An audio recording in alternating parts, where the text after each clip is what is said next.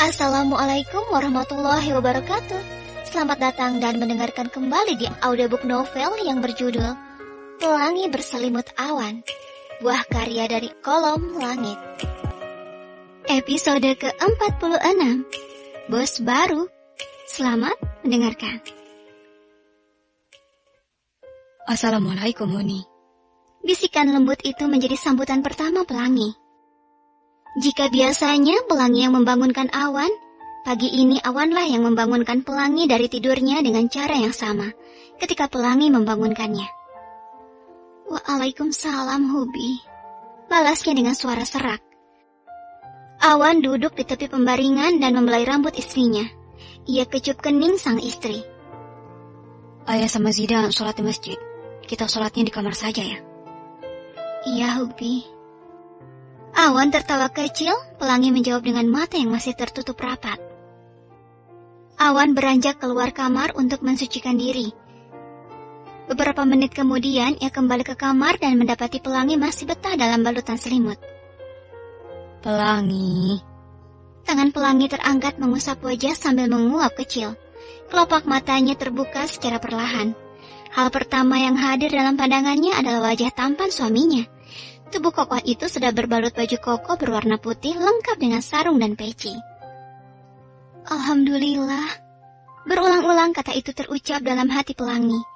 Bibirnya melengkung membentuk senyuman tipis kala menatap suaminya sedang menggelar sajadah di antara ruang kosong di kamar sempit mereka. Bangun yuk, wudu dulu sayang. Iya, tunggu sebentar. Pelangi langsung bangkit penuh semangat. Ini adalah awal hari yang sangat baik baginya. Semakin hari, Awan semakin menunjukkan kemajuan positif. Berdiri di belakang Awan sebagai makmum, Pelangi merasakan damai yang tak terkira. Hingga rasanya tak ingin saat ini berlalu dengan begitu cepat. Pagi harinya, senyum bahagia mengembang dengan sempurna di wajah Ayah Ahmad setelah mendengar ucapan Awan yang meminta izin membawa Pelangi kembali ke rumah pribadi mereka. Begitupun dengan Ibu Humairah. Merupakan hal berat baginya melepas putri kesayangannya.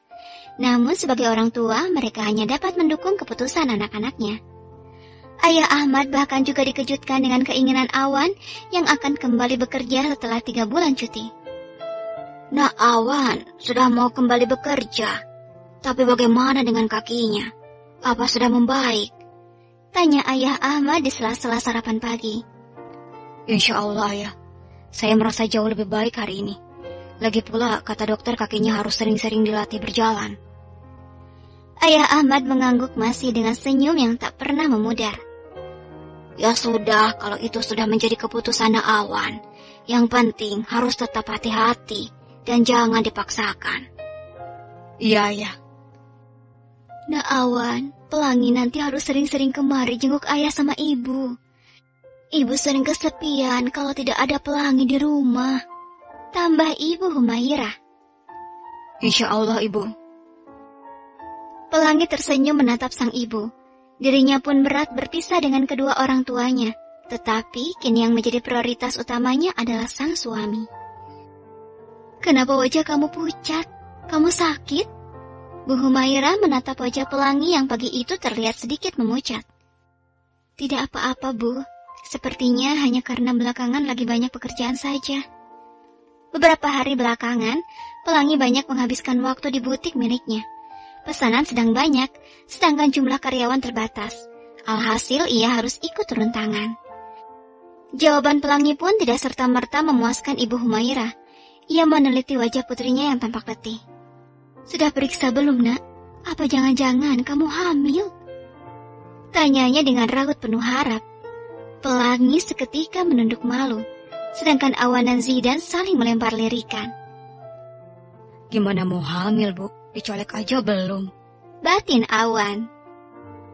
Awan dan Pelangi berjalan beriringan keluar dari rumah. Hari ini Pelangi juga akan pergi ke butik kecil miliknya untuk memeriksa pesanan yang akan segera dikirim. Mobil milik Awan sudah terparkir dengan gagah di depan rumah dengan seorang sopir yang sudah menunggu. Pelangi menatap heran. Sebab setahunya mobil tersebut masih dalam perbaikan setelah kerusakan berat akibat kecelakaan yang menimpa Awan 3 bulan lalu. Mobil melaju membelah keramaian jalan. Awan memijat lengan pelangi demi mengurangi rasa letih yang membelenggu tubuh wanita itu. Habis ini jangan terima banyak pesanan lagi ya. Lihat kan, kamu jadi capek sendiri.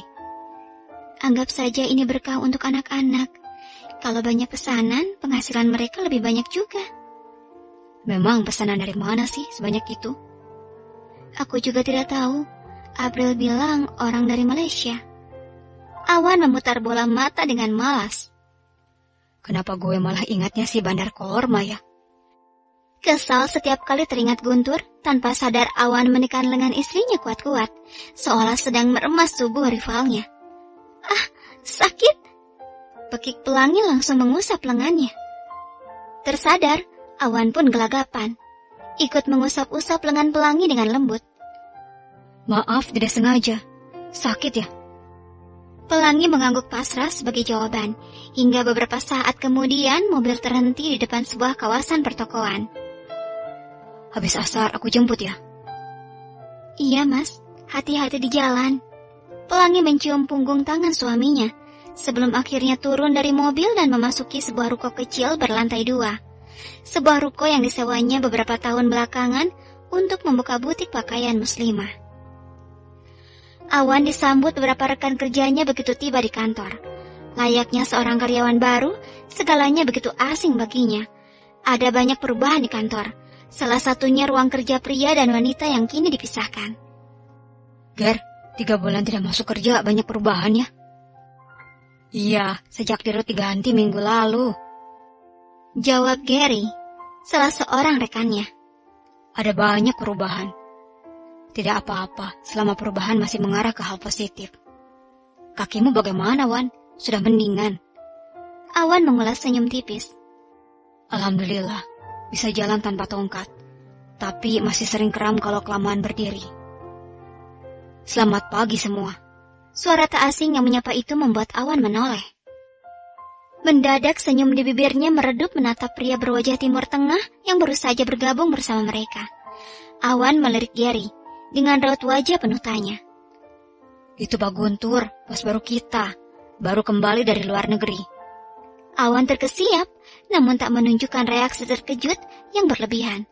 Begitupun dengan Guntur saat menyadari keberadaan Awan di antara beberapa bawahannya. Keduanya terdiam selama beberapa detik dengan saling tatap. Bersambung. Terima kasih sudah mendengarkan. Mohon maaf jika ada salah kata yang dah berucapkan. Sampai jumpa lagi di episode selanjutnya. Wassalamualaikum warahmatullahi wabarakatuh.